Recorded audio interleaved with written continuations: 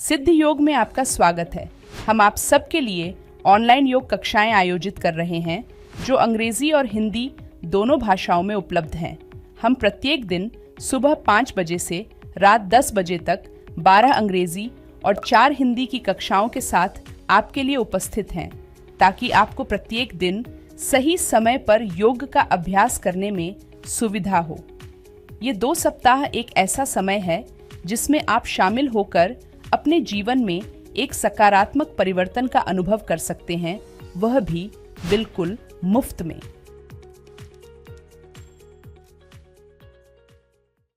दोस्तों, क्या आपने नया नया योग का अभ्यास शुरू किया है और आपको आपकी बॉडी में बहुत ज़्यादा स्टिफनेस लगती है, आप सीधे तरीके से नहीं बैठ पाते हैं, आपकी बैक हंच रहती है, आपके शोल्डर्स ड्रॉप रहते हैं, आपकी जो हैमस्ट्रिंग मसल्स हैं वो बहुत ज़्यादा टाइट हैं, या फिर आपको श्वास प्रश्वास में बहुत ज़्यादा दिक्कत आती है, आपकी लंग्स कैपेसिटी कम है, तो हम आपको बताने जा रहे हैं एक ऐसे आसन के बारे में जो कि आपकी इन सारी परेशानियों को दूर करेगा। और ये आसन जो है बहुत ही बेसिक पोज है। सारे बैठकर किए जाने वाले आसन इसी आसन से शुरू किए जाते हैं, जिसका कि नाम है स्टाफ पोज। ये इस आसन का इंग्लिश नाम है। हिंदी में हम इस आसन को दंडासन कहते हैं। मैं अतुल मिश्रा सिद्ध योगा से आपका स्वागत करता हूं। तो चलिए दोस्तों, अपने दंडासन का अभ्यास शुरू करने से पहले हम इसकी कॉन्ट्रा इंडिकेशन को समझ लेते हैं।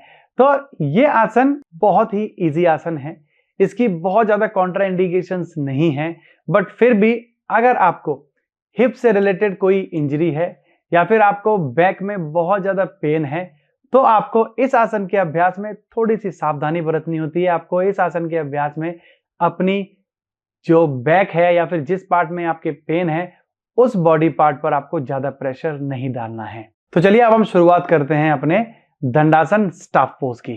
तो सबसे पहले आपको अपनी मैट पर अपने दोनों पैरों को सामने की तरफ सीधा कर देना है।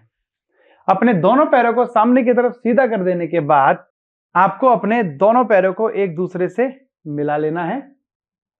दोनों हाथों को बॉडी के साइड से रखना है इस तरीके से। दोनों घुटनों को बिल्कुल सीधा रखना है। पैर के पंजे जो हैं वो अंदर की तरफ खिंचे हुए रहेंगे। घुटने के जो प्याली है, आपकी जो नी जॉइंट है, उसको आपको ज्यादा से ज्यादा टाइट रखना है, उसको लूज नहीं छोड़ना है। हाथों को साइड से रखेंगे। शोल्डर्स को पीछे की तरफ रोल करके चेस्ट को हल्का सा बाहर कर देंगे और अपनी स्पाइन के नीचे वाले भाग से प्रेस करते हुए अपनी स्पाइन को ज्यादा से ज्यादा लेंथन कर देना है।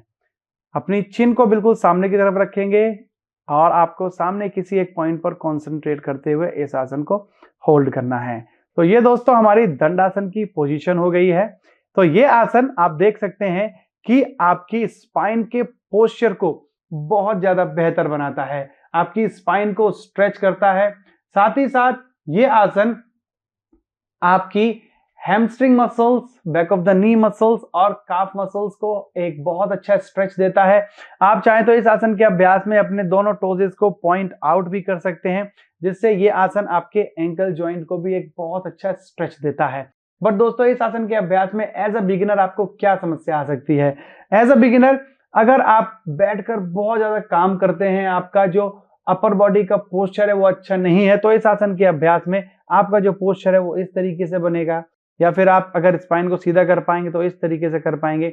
या फिर आपकी हैमस्ट्रिंग मसल्स जो हैं वो बहुत ज्यादा टाइट हैं, आपकी हिप मसल्स बहुत ज्यादा टाइट हैं, आपकी जो बैक का पोस्चर है वो अच्छा नहीं है, तो आपके लिए इस आसन में बैठना बहुत ज्यादा मुश्किल हो जाएगा। आप इस तरीके से बैठ पाएंगे।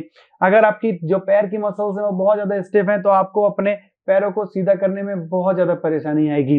तो ऐसे में आपको क्या करना है? ऐसे में आप कोई भी पिलो या फिर कोई भी ब्लैंकेट या किसी भी ब्लॉक को लेकर आप उस चीज को अपने हिप्स के नीचे रखकर इस तरीके से बैठ सकते हैं।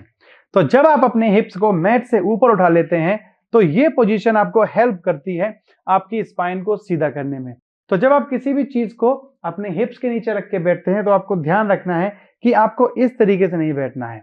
आपको अपने हिप्स को थोड़ा सा बाहर की तरफ रखना है, जिससे कि इससे आपको हेल्प मिलेगी आपकी स्पाइन को ज्यादा से ज्यादा सीधा रख पाने में। तो आप अपने टोजेस को इन भी कर सकते हैं, टोजेस को आउट भी कर सकते हैं, बट आपको अपने जो घुटने हैं उनको पूरे तरीके से सीधा रखना है, ये बात आपको ध्यान रखनी है इस आसन के अभ्यास में। अगर आप फिर भी अपनी स्पाइन को सीधा नहीं कर पा रहे हैं तो इस आसन के अभ्यास में आप अपने दोनों हाथों को सामने की तरफ से इस तरीके से ऊपर उठाकर भी अपनी स्पाइन को सीधा कर सकते हैं, या फिर फिंगर लॉक करके अपनी पाम्स को बाहर की तरफ टर्न करके बॉडी को स्ट्रेच करके भी अपनी स्पाइन को सीधा कर सकते हैं। ये भी दंडासन की एक वेरिएशन है। जिन लोगों को अपनी कमर को सीधा रखने में बहुत ज्यादा परेशानी आती है इस आसन में, वो इस तरीके से स्ट्रेच करके भी इस आसन का अभ्यास कर सकते हैं। वापस आने के लिए आपको जस्ट बैक रिवर्स ऑर्डर में अपने हाथों को छोड़ देना है, फिंगर लॉक को, फिर उसके बाद अपने हाथों को बॉडी के साइड से लेके आ जाना है। तो दोस्तों इस तरीके से आपको इस आसन का अभ्यास एज अ बिगिनर करना है, या फिर आपकी जो हिप मसल्स हैं वो बहुत ज्यादा टाइट हैं, हैमस्ट्रिंग मसल्स बहुत ज्यादा टाइट हैं, आपकी जो शोल्डर्स हैं वो ड्रॉप हैं, आपकी बैक हंच है, तो आप किसी भी चीज को अपने हिप्स के नीचे रख के अपने हिप्स को मैट से थोड़ा सा ऊपर की तरफ उठा लेंगे। अगर आपके पास कोई भी चीज अवेलेबल नहीं है, अगर आपके पास ब्लैंकेट नहीं है, पिलो भी अवेलेबल नहीं है, तो आप इस तरीके से मैट को भी फोल्ड करके और अपने हिप्स को इस तरीके से मैट के ऊपर रख के भी अपने हिप्स को मैट से थोड़ा ऊपर उठा सकते हैं। बट आपकी अगर बॉडी ज्यादा स्टिफ है तो आपको किसी ऊंची चीज को अपने हिप्स के नीचे रखना होगा अपने बॉडी पोस्चर को करेक्ट करने के लिए।